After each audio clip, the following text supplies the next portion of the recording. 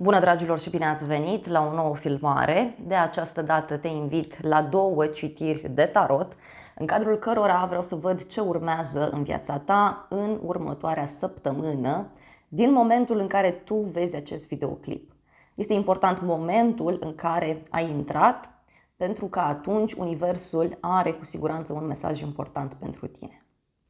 Poți să alegi un număr pentru dragoste, un număr pentru carieră, un număr pentru tine, un număr pentru altă persoană, fix cum simți, fix așa procedezi. Și avem numărul 1, piatra galbenă, numărul 2, piatra mov. Și acestea fiind spuse, ne vedem la numărul sau la numerele alese de către tine. Și începem cu cei de la numărul 1. Bine ați revenit, dragii mei! Să vedem în primul rând un mesaj din partea arhanghelilor, ce trebuie tu să cunoști în această săptămână, care sunt numerele importante pentru tine, culorile, arhanghelul care te ajută, dar și cadoul din partea arhanghelilor pentru tine. Mesajul cu numărul 1 a ieșit pentru tine, deci acest număr este foarte important pentru tine, începând cu acest moment, timp de o săptămână. O schimbare, văd aici, un nou început, o resetare, o nouă etapă. Culorile importante sunt galben, portocaliu, maro, roz, albastru, iar arhanghelul Gabriel este cel care ție îți oferă un mesaj, o ghidare. Ești alesul și protejatul meu, ai atins o mare puritate interioară și eu te ajut să-ți revelezi adevărul ultim dumnezeiesc în propria ființă. Ești binecuvântat, inspirat și ghidat de alaiul meu ceresc. Foarte frumos. Se pare că tu în săptămâna asta vei ajunge la o foarte mare puritate interioară. Te vei conecta foarte profund la planul divin și de asemenea vei conștientiza un adevăr.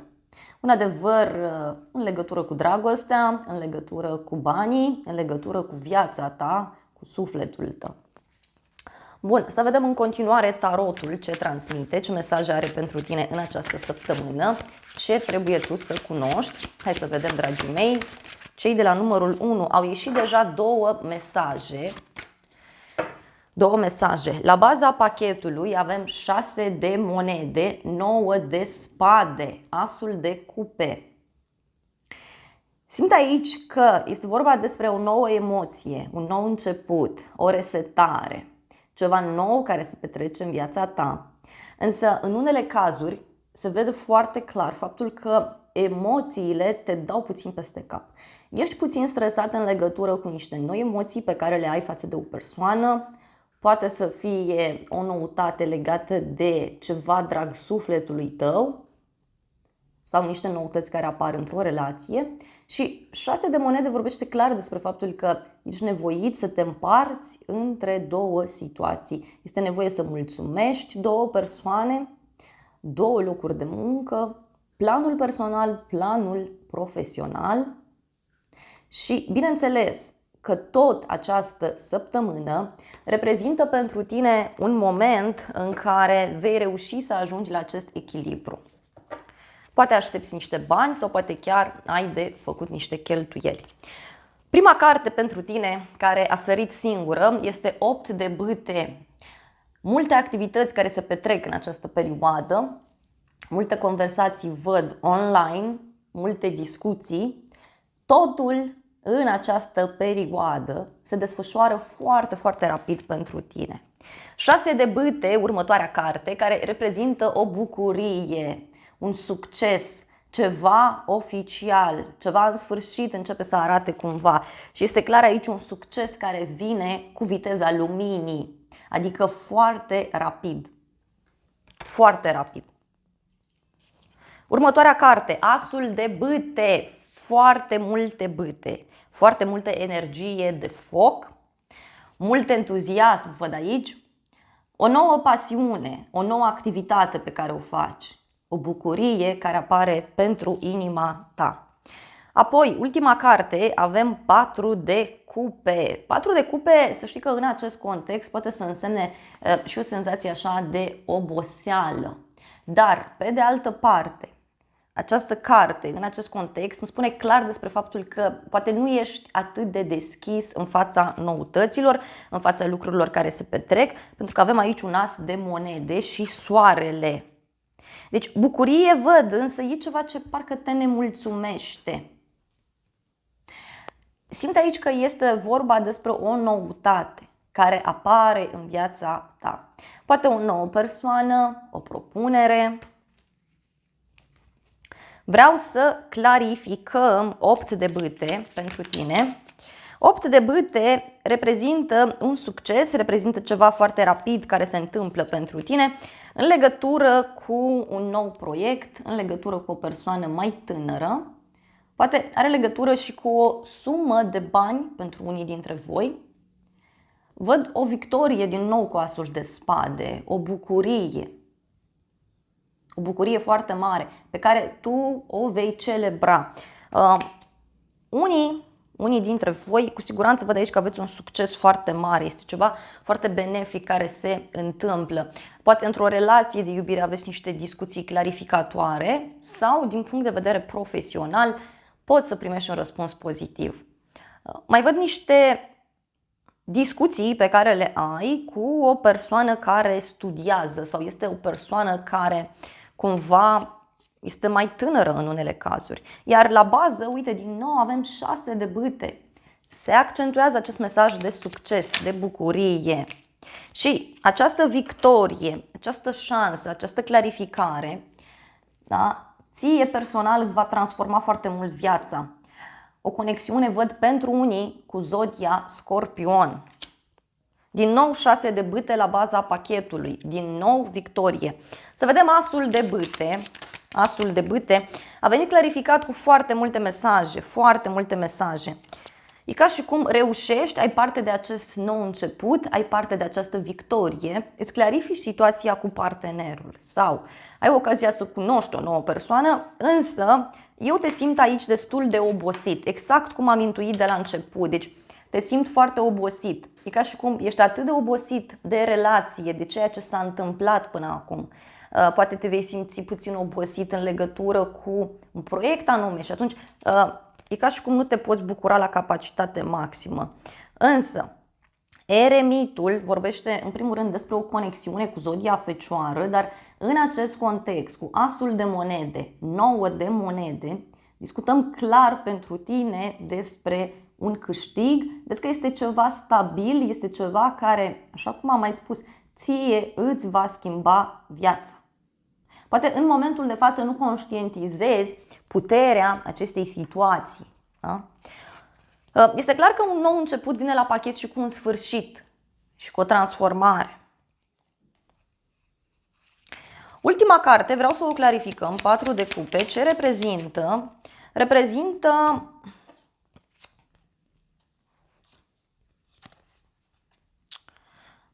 uite, o vindecare pentru tine, o vindecare. Avem 2 de bâte, din nou 6 de bâte și temperanța. O conexiune cu zodia Săgetător în unele cazuri. E ca și cum pe de o parte lucrurile sunt bune, pe de altă parte universul vrea să compenseze această bucurie, acest succes.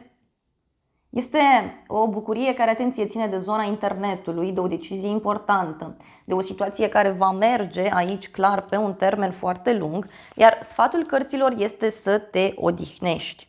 Uite, roata destinului și soarele și cu spânzuratul. Este clar că tu ieși dintr-un blocaj. Clar ieși dintr-un blocaj. Este vorba despre o bucurie mare.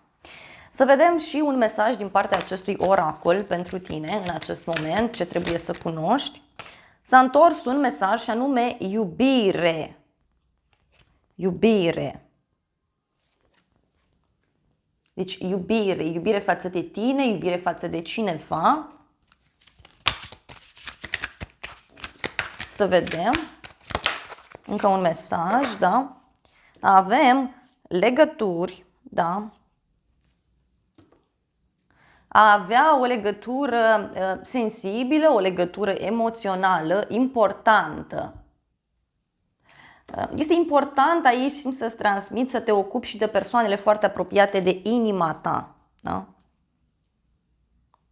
Sufletul tău este pregătit pentru o reconectare. Ai încredere în acest proces.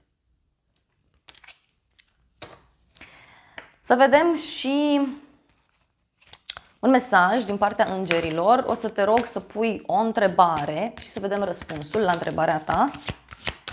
Wow! Îngerii spun în felul următor. Să cauți un semn, da? Să te uiți după semnele care apar în jurul tău. Sunt semne care te ghidează să mergi în stânga, să mergi în dreapta, să-i dai mesaj acelei persoane sau să nu îi dai mesaj. Și mai avem un mesaj foarte frumos pentru cineva și anume abundență. Deci este clar aici că tu vei avea parte de bucurie în următoarea perioadă, de abundență, de satisfacție. Tot ceea ce tu dorești va veni către tine, iar la baza pachetului, atenție, se repetă mesajul pe care ți l-am spus de la începutul citirii și anume succes, bucurie. Doar că, repet, unii dintre voi este posibil să vă simțiți cumva obosiți, poate ați fost stresați, poate a fost o perioadă ciudată și acum e ca și cum nu poți să te mai bucuri la adevărata valoare, dar nu văd ceva negativ, ci mai degrabă este vorba despre faptul că lucrurile devin bune. Uite, ți se spune că situația ta se îmbunătățește. Deci situația ta se îmbunătățește. Vreau să văd și o surpriză pentru tine. O surpriză care vine, uite, în legătură cu munca, un succes, afaceri și văd aici un bărbat cu uniformă sau o persoană, da, care cumva mereu este îmbrăcată la costum, este o persoană care poate face afaceri, dar pentru alții simt foarte puternic că este vorba despre un succes privind poate munca sau este vorba despre ceva la care tu lucrezi. Poate să fie ceva personal, ceva ce faci prin casă sau în familie, în cercul de prieteni. Poate este vorba despre faptul că poate să apară iubirea undeva prin mediul profesional. Da? Posibil și acest lucru. Mai vreau un mesaj pentru tine în acest moment. Strălucire, regina frumoasă sau regina frumuseții, strălucire, scenă și faptul că tu ești adorat. Deci tu aici e clar că ai parte de o bucurie, de un succes și asta este surpriza ta, pentru că e clar că e ca și cum tu nu prea ai încredere. Și este ceva ce se întâmplă pe un termen foarte scurt sau foarte rapid. Dragii mei, acestea au fost previziunile pentru cei de la numărul 1. Eu vă mulțumesc pentru atenție, vă îmbrățișez cu mare drag pe toți și vă doresc să aveți parte de o zi sau de o seară cât mai frumoasă și de asemenea te invit cu drag și la un alt număr sau la o altă citire dacă vrei să mai vizionezi. Te îmbrățișez cu drag. Bine ați revenit, dragii mei, cei de la numărul 2, cei care ați ales piatra MOV. Hai să vedem așadar ce mesaje are Universul să-ți transmită. O să încep cu un mesaj din partea arhanghelilor pentru tine, să vedem ce trebuie tu să știi în acest moment. Și interesant este că a ieșit același mesaj care a ieșit și la numărul 1. Am mai luat un mesaj și interesant că este exact același număr. Deci numerele importante pentru tine în această săptămână sunt 1 și 10. Este clar pentru tine un nou început și un final. Foarte interesant acest mesaj. Foarte, foarte interesant.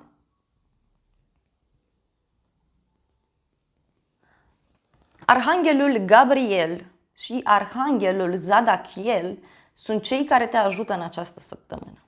Și să vedem primul mesaj care vine cu următoarele culori importante pentru tine.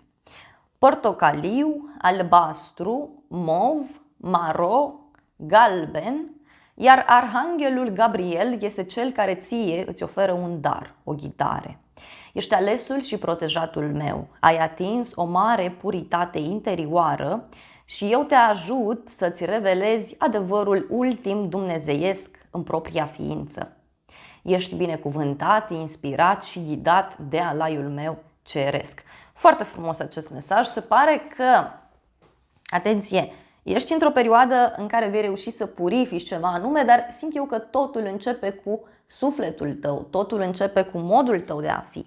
Iar următorul mesaj îți vorbește despre următoarele culori importante: mov, albastru, portocaliu, galben, roșu.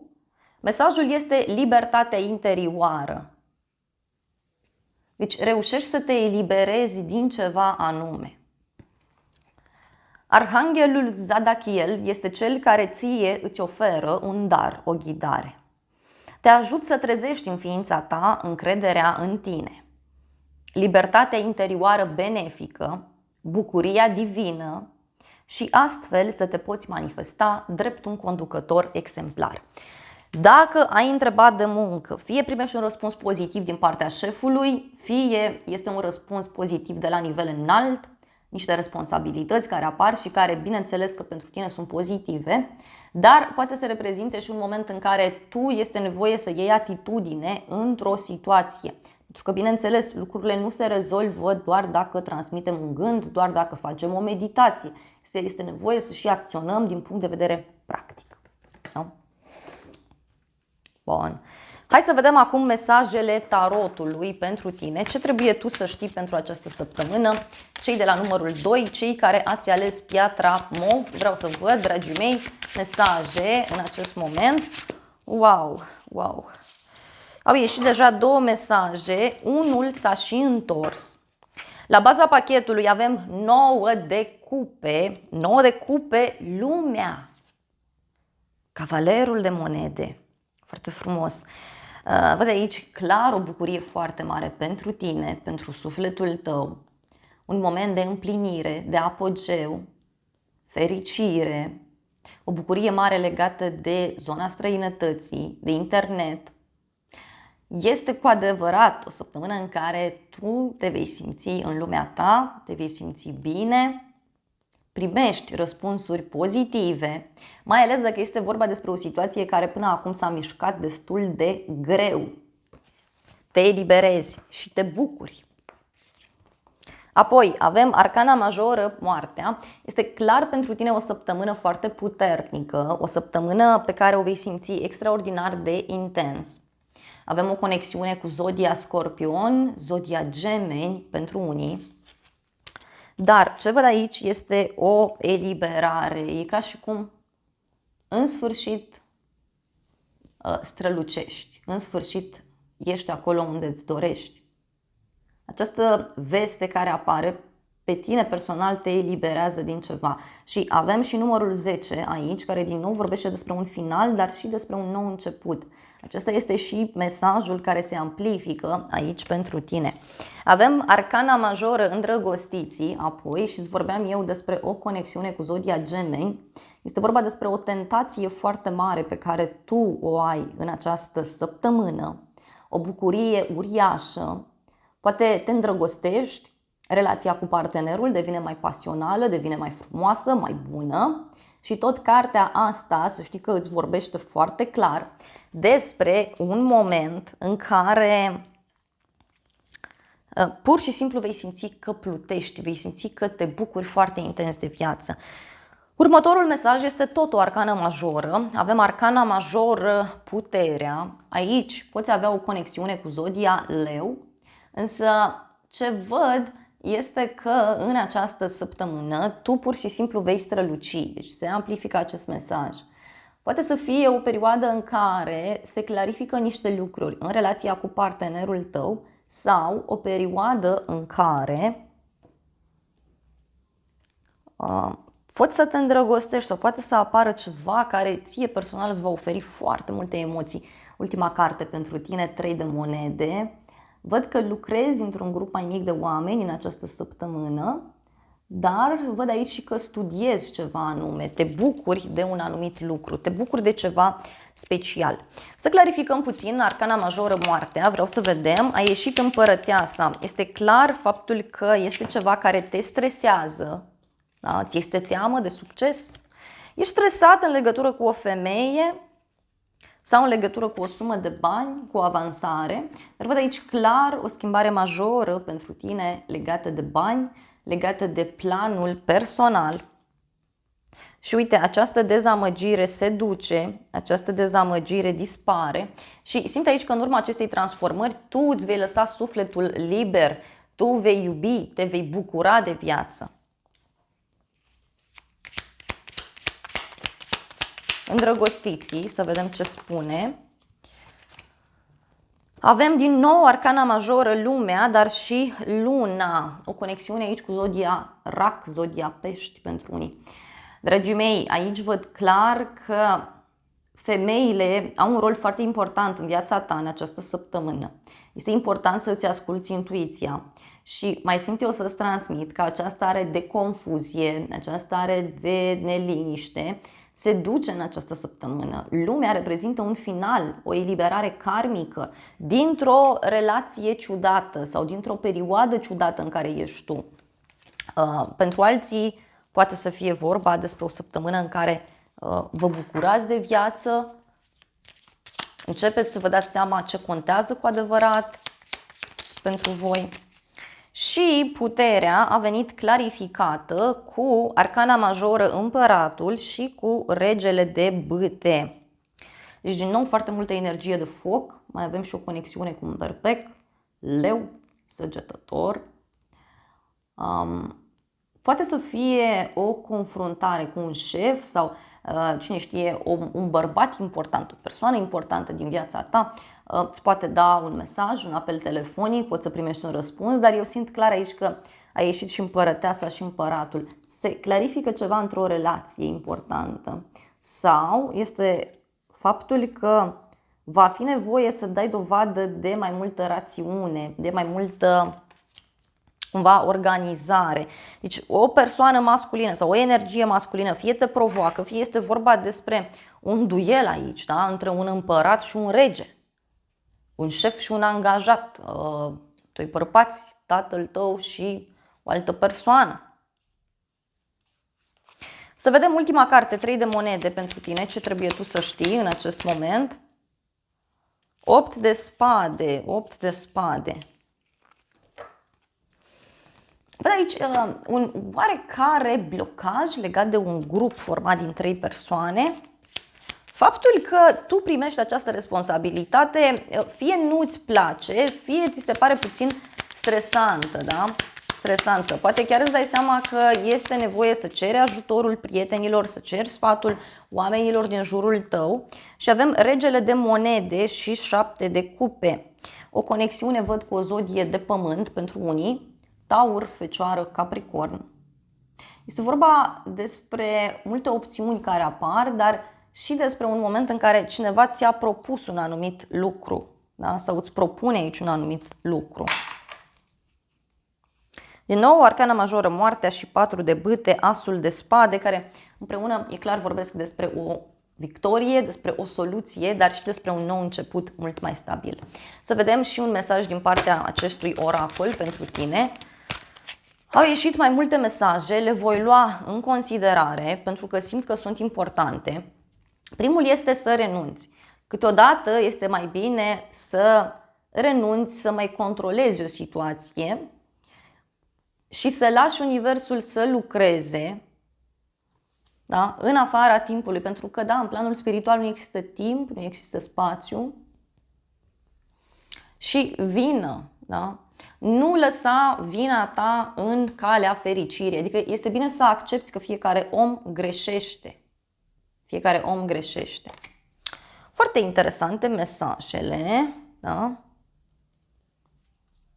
Și se spune să îmbrățișezi această conexiune pe care tu o ai. O să te rog să pui o întrebare și o să vedem ce răspund îngerii pentru tine.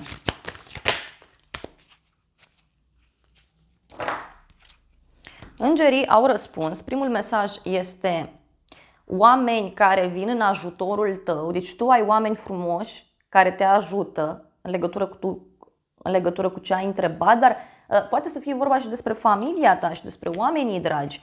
Următorul mesaj este un compromis. Ți se spune clar aici că această situație este ca un compromis. Sau cineva este foarte prins de un grup de oameni, de o familie. Și de asemenea ți se spune clar că în această situație este nevoie să ceri ajutorul celorlalți și poate să faci un compromis. Da?